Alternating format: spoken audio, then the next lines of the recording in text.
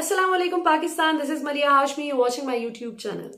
नाज़रीन, एक कॉन्सेप्ट होता है गट फीलिंग का, एक वाइब जो अक्सर औकात इंसान को डिसीजन मेकिंग में बहुत ज्यादा हेल्प करती है। हम दुनिया में जितने भी लोगों से मिलते हैं, कोई ना कोई वाइब हमें जरूर मिलती है लोगों से। कुछ लोगों का बहुत पॉजिटिव ऑरा होता है, हमारा दिल चाहता है कि इनकी इतनी अच्छी पॉजिटिव एनर्जी है कि इनके साथ ज्यादा टाइम स्पेंड किया जाए, जबकि कुछ लोग बहुत ज्यादा नेगेटिव एनर्जी रेडिएट करते हैं और आपका दिल चाहता है कि बस इनसे इस मुलाकात के बाद दोबारा ना मिला जाए। सिमिलरली बहुत से कॉन्सेप्ट्स ऐसे होते हैं जिनसे आपको एक वाइब आ रही होती है कि किस हद तक दुरुस्त होंगे। हमारी वाइब अक्सर हमें दुरुस्त फैसले करने में मदद देती है, कई बार धोखा भी हो जाता है। जिस तरह मियाँ साहब ने जब तक ये हुजूर ये हैं वो जराए कैलिब्री फॉन्ट की जाली इजाद, जाली ट्रस्ट डीड, जाली कतई खत, जब तक ये चीजें नहीं आई थी तब तक जनरली पाकिस्तानी अवाम, खास तौर पे जो दूसरा तबका था, जो लेफ्टिस्ट से बहुत ज्यादा तंग था, जो कंजर्वेटिव लोग थे ज्यादातर, उनको लगता था कि नवाज शरीफ साहब तो बहुत ही नमाजी परहेजगार हाजी साहब हैं और ये कहाँ करप्शन कर सकते हैं। वाइब की बात है, ये अलग बात है कि वो वाइब गलत साबित हुई और उनकी करप्शन साबित हो गई। इसी तरह जब इमरान खान ओए नवाज शरीफ कहते थे तो बहुत से हमारे सहाफी हजरात भी और बहुत से लोग जनरली लेक्चर देने लग जाते थे कि नहीं जी, बात करने का कोई तरीका होता है, ये किस तरह इमरान खान बात करते हैं। सो वो सही बात कर रहे होते थे, वो करप्शन पे सवाल कर रहे होते थे, तो उनके तल्ख लहजे को लोग ये समझते थे कि ये ज्यादा ही एग्रेसिव होकर बात कर रहे हैं, मियाँ साहब ने इतना भी कुछ नहीं किया जिस वजह से इनको बोला जा रहा है। पिछले दिनों में जो टीएलपी का सारा मामला था, बल्कि टीएलपी में बात करने से पहले मैं हजरत मोहम्मद सल्लल्लाहु अलैहि वसल्लम की वाइब की क्यों ना आपको मिसाल दूं कि आप सल्लल्लाहु अलैहि वसल्लम की वाइब इतनी शानदार थी, इतना एक्सीलेंट ऑरा था आप सल्लल्लाहु अलैहि वसल्लम का कि मुसलमानों ने नहीं, कुफार ने आप सल्लल्लाहु अलैहि वसल्लम को सादिक और अमीन का लक़ब दिया था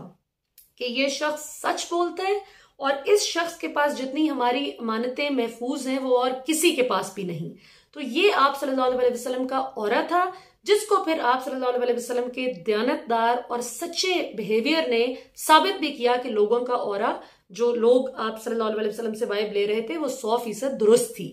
सो टीएलपी के मामले में नाज़रीन बहुत से हमने देखा कि काफी बहस हुई, गर्मा गर्म बहस हुई। मैं भी अपने कमेंट्स पढ़ रही थी, बहुत से लोग मुझसे नाराज भी थे, बहुत से लोग मुत्तफिक थे और बहुत से लोग नाराज थे। और मेरे भी ईमान पर कई लोगों ने सवाल उठाया, जिस तरह ये टीएलपी वाले जो साहिबान सड़कों पर निकले थे, जो काफी वायलेंट हो गए थे। एहतजाज हर मजहबी और सियासी जमात का पूरा पूरा हक है, हर सिटीजन को हक हासिल है कि अगर आपको अपनी रियासत की किसी पॉलिसी से इख्तलाफ है तो आप बिल्कुल प्रोटेस्ट अपना रजिस्टर कर सकते हैं। लेकिन ये तरीका नहीं है कि आप अपने ही पाकिस्तानी बेचारे, जो वो भी मुसलमान, वो भी कलमा गो, आप भी कलमा गो, वो भी नबी सल्लल्लाहु अलैहि वसल्लम से मोहब्बत करने वाले उनके आशिक, आप भी नबी सल्लल्लाहु अलैहि वसल्लम के आशिक, और आप नामूस रसालत सल्लल्लाहु अलैहि वसल्लम का नाम लेकर उनकी जानो माल को खतरे में डालें, इमलाक का नुकसान करें, पुलिस अफसरान शहीद हो गए, टीएलपी के कुछ लोग जो है वो शहीद हो गए, दुनिया से चले गए। तो ये बहुत ही अफसोसनाक सारा वाकया था जो सारा तसादुम हुआ। अब इसमें जो एक नई डेवलपमेंट आई है जी, जो कि हम वही बात वाइब वाली, मैंने क्यों ये तमहीद बांधी कि शुरू से टीएलपी के मामले में हमें एक वाइब आ रही थी कि ये जेन्युइनली नामूस रसालत सल्लल्लाहु अलैहि वसल्लम का मामला नहीं है, इसको सियासत के लिए इस्तेमाल किया जा रहा है और इसमें मजहब की चादर ओढ़ी जा रही है। ये सियासी मामला है। और फिर हमने देखा कि जो मुआहिदा भी तय पाया, उसकी अगरचे अभी कोई ऑफिशियली उसको अनाउंस नहीं किया गया कि ये इसकी शिकें हैं। अगरचे आज cabinet meeting as we speak इस वक्त जारी है, इमरान खान साहब अपने वुज़रा से इसी मामले पर और दीगर इश्यूज पर बात कर रहे हैं। और आज जब कैबिनेट मीटिंग खत्म होगी तो इमरान खान ने जो उनकी इत्तेहादी जमातें हैं, जीडीए है, एमक्यूएम है, पीएमएलक्यू है, उन सब से उन्होंने मिलकर उनको ब्रीफ करना है जो कलअदम टीटीपी के साथ इनका मुआहिदा हुआ है। तो इसमें जाहिर है कि अवाम के भी बहुत से सवाल आते हैं कि अभी आप कह रहे थे कि इनकी इंडियन सोर्सेज से फंडिंग कंफर्म हो गई है, जो फवाद चौधरी साहब ने बताया, शेख रशीद साहब ने अपनी प्रेस कॉन्फ्रेंस में बताया, वो 5-6 नाम भी उन्होंने गिनवाए, South Africa, South Korea, England, America, India, most importantly India. उसके बाद फिर ऐसी जमात से एग्रीमेंट करने की क्या तुक बनती है, ये बहुत से लोग सवाल कर रहे हैं। जबकि बहुत से लोग अल्लाह का शुक्र अदा कर रहे हैं समेत मेरे और आई एम श्योर आपके भी, कि इस मामले को खुशइस्लूबी से निपटा लिया गया है और मजीद तसादुम की फिजा नहीं अब रही। अब यहाँ पर अभी इमरान खान साहब ने पार्लियामेंट में भी लेकर जाना है इस मामले को 5 नवंबर को इंशाल्लाह। अब से 2 दिन बाद इस इशू को अपोजिशन के सामने भी रखा जाएगा और जाहिर है कि अवाम के आगे भी बहुत सी चीजें आएंगी। सो उसकी जो 2-3 शिकें जो अभी तक हमारे सामने आई हैं, कहा जा रहा है कि कोई 10-11 शिकें हैं, 10-11 नुकात पर मुश्तमिल ये मुआहिदा है। उसमें जो 2-3 शिकें हैं ना जी, वो अगर आप उस पर गौर करें कि साद रिजवी की रिहाई, टीएलपी कारकुनान की रिहाई, टीएलपी कारकुनान पर जो केसेस बने हैं उनका खात्मा, टीएलपी से कलअदम का जो एक लेबल है उसको हटाकर इनको कौमी धारे में as a political party, as a legitimate political party शामिल करने की जो एक दरख्वास्त है वो, और जवाबन जाहिर है कि हुकूमत का ये मुतालबा कि दोबारा किसी पुरतशद्दुद एहतजाज का हिस्सा टीएलपी नहीं बनेगी। अब ये वो चीजें हैं, बहुत अच्छी बात है, अमन तो मुल्क में कायम होना चाहिए और अल्लाह का करोड़ मरतबा शुक्र है कि कायम हो गया। लेकिन सवाल यह है कि कितनी देर तक कायम रहेगा। क्या गारंटी है कि ये दोबारा से 6 महीने बाद इस तरह से अपने ही लोगों की जानो माल को खतरे में नहीं डाला जाएगा। और अजीब सी, मैं इसको इंटरेस्टिंग तो नहीं कहूंगी, आयरॉनिकल सी बात है कि फ्रांस का सफीर इस वक्त मौजूद ही नहीं है पाकिस्तान में, जिसकी बात की जाती है कि जी फ्रांस के सफीर को निकाला जाए, वो तो मौजूद ही नहीं। अब सवाल यह है कि क्या वो होगा तो फिर उसको निकालने की बात होगी या नहीं। इस पर मुफ्ती मुनीबुर रहमान साहब ने जो एक नया ट्विस्ट दिया है कहानी को, उन्होंने एक, अब मुझे नहीं पता इसको whether I should call it a revelation और कन्फेशन, कि मुफ्ती मुनीबुर रहमान साहब फरमाते हैं कि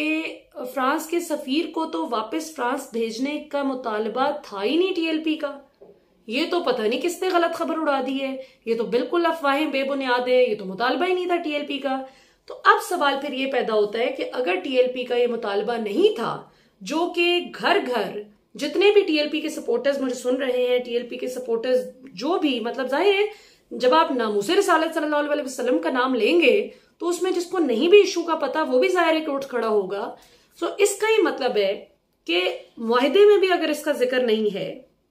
ठीक है, वो जो बात पहले भी की जा रही है कि नहीं जी ये तो पिछले मुआहिदे में भी यही तय हुआ था कि पार्लियामेंट में इशू को लेकर जाया जाएगा और फिर जो पार्लियामेंट का फैसला होगा उसको टीएलपी मानेगी।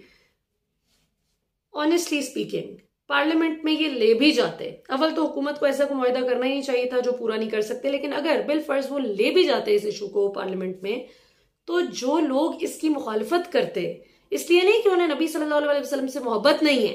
बल्कि इसलिए कि वो यूरोपियन यूनियन की इंपॉर्टेंस को समझते हैं। मईशत से बड़ा यहाँ पे इस दुनिया में जो मटीरियलिस्टिक वर्ल्ड है और जिन तकाजों पर दुनिया चलती है, इससे बड़ा मुमालिक के दरमियान रिश्ता कोई नहीं होता। सो अगर आप फ्रांस से कता ताल्लुकी कर लेते हैं और ठीक है जी, सारे लोग टीएलपी की इस बात पे आ जाते हैं कि भाई ठीक है, फ्रांस में एक बार गुस्ताखी रसूल सल्लल्लाहु अलैहि वसल्लम की गई, लिहाजा हमने उनसे रिश्ता नाता तोड़ लिया। अब वही बात जो अमजद शोएब साहब ने मेरे प्रोग्राम में बैठकर की थी, और बिल्कुल दुरुस्त बात है कि आपका दुश्मन कल को जर्मनी में हरकत करा देता है, फिर उसके बाद रशिया में करा देता है, पैसे लगाकर $5-10 हज़ार डॉलर लगाकर, क्या मुश्किल है। नबी सल्लल्लाहु अलैहि वसल्लम की नामूस पर खुदा न खास्ता अगर कोई बदबख्त दोबारा से हमला करता है 4 पैसों की खातिर, तो क्या आप हर मुल्क से, पूरी दुनिया से रिश्ता नाता काट कर बैठ जाएंगे कि जी उन्होंने हरकत की। अभी तो फिर भी एक है ना कि आप एक, उनको पता है कि ये कर सकते हैं, हो सकता है हमारे साथ ताल्लुकात खत्म कर लें, लेकिन वो क्या पंजाबी का एक मुहावरा है ना कि चंड उगरी दा ज्यादा डर होता है, पई दा नहीं होता। यानी एक दफा आप अगर एक इंतहा पर चले गए तो आपने अपने आखिरी पत्ता भी शो कर दिया। ये नहीं कर, मतलब मेरा, I am of the view, आप मुझसे इख्तलाफ करने का भरपूर हक रखते हैं, लेकिन मेरा ये ख्याल है कि हमें माशी तौर पर, माली तौर पर इतना मजबूत हो जाना चाहिए जिसके बाद फिर हम दुनिया को अपनी टर्म्स पर ला सकें। क्योंकि दुनिया का ये उसूल है कि जो मुल्क मुआशी तौर पर तगड़ा होता है वो उसी की सुनते हैं। इसका ही मतलब है कि अभी जो आपने मुआहिदा किया है, जो अभी सामने भी नहीं लाया जा रहा, और बहुत से लोगों का इस्लामाबाद में ये कहना है कि शायद इसलिए नहीं लाया जा रहा क्योंकि उसमें मेन जो शिक है वो ये कि साद रिजवी को रिहा किया जाए। तो इसका ये मतलब है कि लोगों को ये एक इंप्रेशन जाएगा कि सिर्फ साद रिजवी की और टीएलपी कारकुनान की रिहाई के लिए सारा मामला किया गया था। सो ये तो अब मुफ्ती मुनीबुर रहमान साहब की इस गुफ्तगू के बाद ये तो बात अब साबित हो गई कि ये मजहबी मसला नहीं था, ये सरीहन सियासी इशू था, जिस पे बदकिस्मती की बात यह कि नामूस रसालत सल्लल्लाहु अलैहि वसल्लम का नाम इस्तेमाल करके 90 से 95% लोग वो लाए गए टीएलपी के सारे इस धरने में, इस एहतजाज में, जो हकीकतन ये समझ कर आए थे कि नबी सल्लल्लाहु अलैहि वसल्लम ही की नामूस और हुर्मत की खातिर ये एहतजाज किया जा रहा है। तो ये बात बहुत गौरतलब है कि यहाँ पर मैं जो तनकीद भी कर रही हूँ या जो मुझे अफसोस है उन पर नहीं है जो टीएलपी की हिमायत में पाकिस्तानी जो मुसलमान अपने जोश में और नबी सल्लल्लाहु अलैहि वसल्लम के इश्क और मोहब्बत में निकले हैं, वो तो सर आंखों पर हमारी। लेकिन अफसोस और दुख उन लोगों पर है कि जिन्होंने, जो इनकी टॉप टियर जो इनका लीडरशिप है, जिन्होंने ये जानते बूझते कि उनका अब ये मुतालबा है ही नहीं कि फ्रांस के सफीर को निकाला जाए, और ये भी इससे भी तकरीबन वो अंदर खाते पीछे हट चुके हैं पार्लियामेंट वाली बात से। मुझे नहीं पता कि इस माहिदे के अंदर ये शेक मौजूद है या नहीं, लेकिन जो जब नेगोशिएशन हो रही थी, मुज़ाकरात हो रहे थे, इनको कन्विंस करने की कोशिश की जा रही थी कि घरों को वापस चले जाएं, तो उस वक्त ये बताया जा रहा था, हमें बड़े बावसूख जराए ने बताया था कि वो पार्लियामेंट वाली चीज से भी पीछे हट गए। बस वो कहते हैं कि साद रिजवी को रिहा करें, टीएलपी कारकुनान को छोड़ दें। हुकूमत ने छोड़ दिया। पंजाब में 834 ऐसे टीएलपी के कारकुनान हैं जिनको जेलों से रिहा कर दिया गया है। सो अमल दरामद तो शुरू कर दिया गया है, लेकिन अब हुकूमत को ये इंश्योर करना होगा कि जो भी है, इन्होंने बेशक जैसे भी इस सारे चीज को, मैं तो कहती हूँ कि इनकी टॉप टियर लीडरशिप ने मिस यूज किया इस सारे मामले को। अवाम का नबी सल्लल्लाहु अलैहि वसल्लम से जो इश्क है, उस खूबसूरत तरीन मुकद्दस तरीन जज्बे को जिस तरह से मैं समझती हूँ कि एक क्या कहा जाए, जिस तरह से उसका नाम लेकर, उस खूबसूरत जज्बे का नाम लेकर उनको घरों से निकाला गया, और अल्टीमेटली क्या था, खोदा पहाड़ निकला चूहा। आपने सिर्फ, आपकी मेन ये थी जो एक डिमांड थी कि टीएलपी के कारकुनान और साद रिजवी रिहा हो जाए और टीएलपी को दोबारा सियासत करने की इजाजत दी जाए, तो ये फिर आपको स्ट्रेट अवे इसी नारे के साथ आना चाहिए था। फिर नामूस रसालत सल्लल्लाहु अलैहि वसल्लम का नाम नहीं लेना चाहिए था, क्योंकि ये इंतहाई मुकद्दस जज्बा है। ये मेरे लिए भी उतना ही कीमती जज्बा है जितना मेरे सुनने वालों के लिए, जितना साद रिजवी के लिए होगा, जितना इमरान खान के लिए होगा, जितना नवाज शरीफ के लिए होगा, जितना जरदारी के लिए होगा, किसी के लिए भी होगा, हर मुसलमान, हर कलमा गो के लिए होगा। इस पे हम किसी के ईमान को जज नहीं कर सकते कि कौन कितना बड़ा मुसलमान है और कौन कितना ज्यादा नबी सल्लल्लाहु अलैहि वसल्लम से इश्क करता है। हाँ, हमारे रवैये से, हमारा जो लोगों के साथ कॉन्डक्ट है, बिहेवियर है, उससे जरूर रिफ्लेक्ट होता है कि हम नबी सल्लल्लाहु अलैहि वसल्लम की तालीमात पर प्रैक्टिकली कितना अमल करते हैं। अब तक के लिए इतना ही। आपसे फिर इंशाल्लाह मुलाकात होती है। पाकिस्तान जिंदाबाद।